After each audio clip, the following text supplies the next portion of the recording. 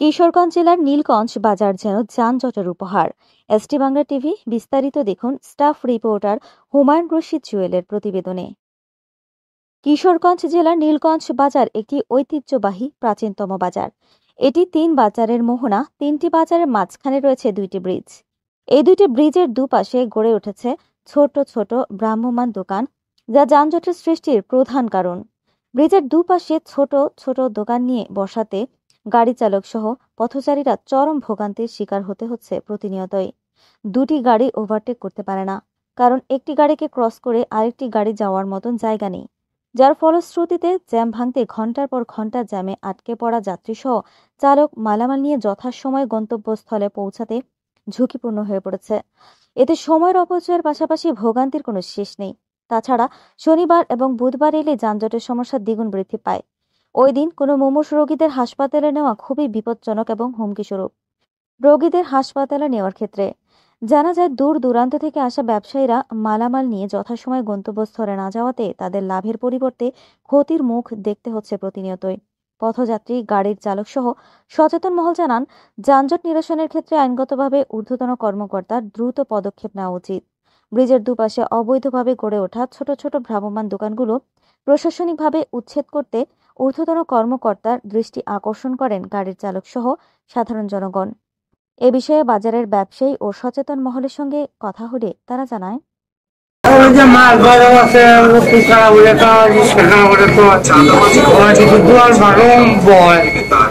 তাহলে এই মোড়ে একটা 3 রাস্তার মোড়, এখানে যে যানজট সৃষ্টি হওয়ার কারণ হচ্ছে যে এখানে একটা মাছমল এবং ওটু এগুলো রাখাতে যানজট সৃষ্টি হয়, তাই নাকি?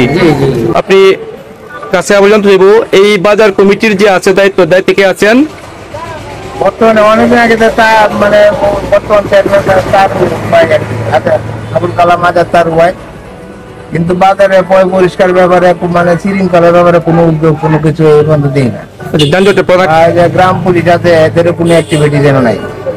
আচ্ছা, তারপরে আপনি যানজটের প্রধান কারণটা কি উল্লেখ করেছেন? প্রধান কাজ হলো 2 সাইডে বাজার জমে, বাজার বসে, এই উড়া বাজার বসে, আর এই যে উঠুগুলি ও এলুমেলু করে রাখে। মাছের বাজার আছে, এটা মাছের বাজার আছে একটা ভিতরে, তারপর সন্ধ্যার সময় রাস্তার মধ্যে চলে আসে বাজার, এই কারণে আরো বেশি জাম।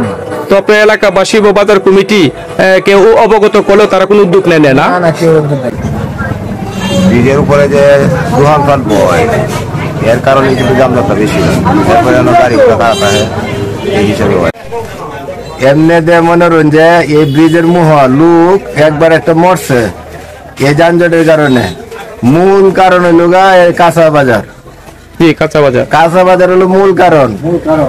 আর এই কারণে একজন মরছে, একজন অ্যাক্সিডেন্ট হয়ে যে পাও একবারে গুঁড়ো হয়ে গেছে গা।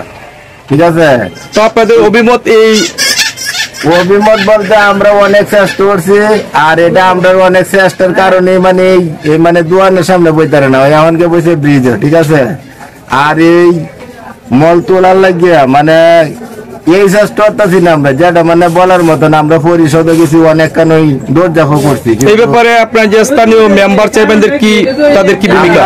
আমরা কিছুদিন আগে আমরা 15-20 জন আরো বেশি 30-35 জন গেছিলাম চেয়ারম্যানের কাছে। ঠিক আছে, চেয়ারম্যানে কইছেন যে 1 সপ্তাহ সময় নিয়েছেন, 1 সপ্তাহের ভিতরে একটা আলোচনা করবো, কিন্তু আলোচনার আর চূড়া এ পর্যন্ত আসছে না।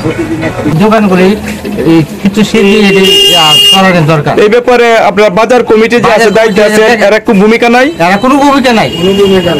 কোনো দেখে ওরা চোখে বাজার কমিটির দায়িত্ব নাই। বাজার কমিটির সভাপতি যে আছেন তোমার আমরা এলাকার দায়িত্ব, ওনার নামটা কি? মোহাম্মদ তারুমিয়া না? এই চেয়ারম্যান, তার কোনো ভূমিকা নাই? ভূমিকা নাই। এখানে কি মোটা অঙ্কের কোনো টাকা পয়সা নেই? না, টাকা পয়সা নেই না, কিন্তু এই বাজার মানে আপনার সরকারি ভাবে বলে ডাকি আনছে, সারা মহলে আপনার কালেকশন করে বাজার দিয়ে নিলে। আচ্ছা, যাই হোক, তো আপনাদের অভিমত লোকে আপনাদের স্থানীয় যে মেম্বার চেয়ারম্যানদের জানানোর পরেও মেম্বার বা চেয়ারম্যান যে আছে, বর্তমান চেয়ারম্যান, কোনো ভূমিকা নাই? না, কোনো ভূমিকা নেই। নীলগঞ্জ বাজার একটা পুরাতন ঐতিহ্যবাহী বাজার। এটা 3 বাজারের মোহনা। 3 বাজারের মাঝখানে 2টা ব্রিজ। এই ব্রিজে ছোট ছোট দোকানদাররা এই ছোট ছোট দোকান নিয়ে বসাতে লোকজন চলাফেরা করতে পারে না। 2টা গাড়ি এই ওভারটেক ক্রস করতে পারে না, মানুষের খুবই অসুবিধা, ঘন্টার পর ঘন্টা ওই পারে মালামাল নিয়ে দাঁড়ায় থাকতে হয়, আর গাড়ির জ্যাম 1 ঘন্টা 1.5 ঘন্টা ভাঙতে লেগে যায়। ঐতিহ্যবাহী এবং অনেক বড় মাপের একটা বাজার। এখানে নদীর একটা মোহনা 3 পাশে বাজার এবং বড় মাপের মানে মানুষের সমাগম হয়। বাজারের উপরে ছোট ছোট ভ্রাম্যমান দোকানদার বসার কারণে অতিরিক্ত গাড়ির চাপ থাকার কারণে প্রতিনিয়তই জ্যাম লেগে থাকে।